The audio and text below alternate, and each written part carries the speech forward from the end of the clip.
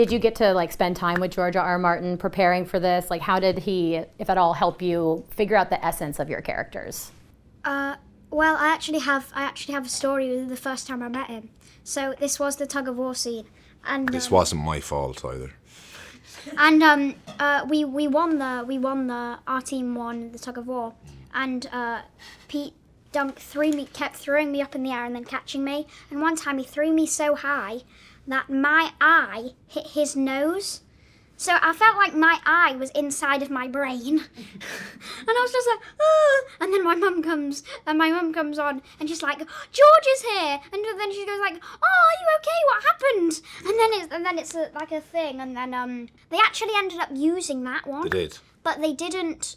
They cut it off when I was in the air because he threw me so high. But you tell the other bits of one. Yeah, because the thing is, like, everybody's gone crazy because of the win, and I immediately knew something was wrong, and I was holding you, and you're like, yeah, no, well, it's not. And in the corner, and it was way too late, and Daniel Ings, who's playing Lionel Baratheon, is sprinting towards us at full tilt and just smashes into us and just smashes you in the back by accident. And I was like, I just ran off set. But George was there that day, to get back to George.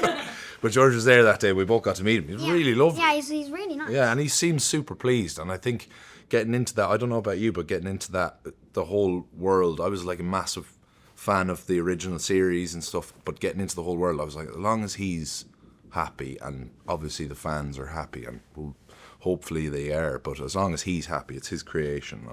He seems to be really happy, which is great. And what was amazing is he literally told me that my acting and how I looked was literally like I jumped off the page, which was great. Which was very like special too. Well, that's perfect. Yeah, it's a lovely thing to hear from him as well. Mm-hmm. What do you think is the moment that Egg started caring for Dunk? Definitely not the first episode, because that's when you like first meet him. Pretty much the second episode, he really wants to care for Dunk, and like they really build a good relationship. After that, yeah, isn't it? After that kind of joust, when they go and have the breakfast and stuff together, they really that's episode 3. That is 3. That's when I found they really start bonding and stuff. But I suppose, as you say, like, he starts to care for him in 2, really. But not like too much. Like they build like a proper. Yeah, it's an earned build of relationship. Yeah, for sure. And in real life. Yeah, for sure. Yeah. Totally. Yeah, and Peter, Dunk keeps going back and forth between like showing Egg affection and being really stern with him. What compels him to make that switch? Like, it's almost like, oh, I'm being too nice, I have to go into strict mode. I think try to be like Sir Erlen.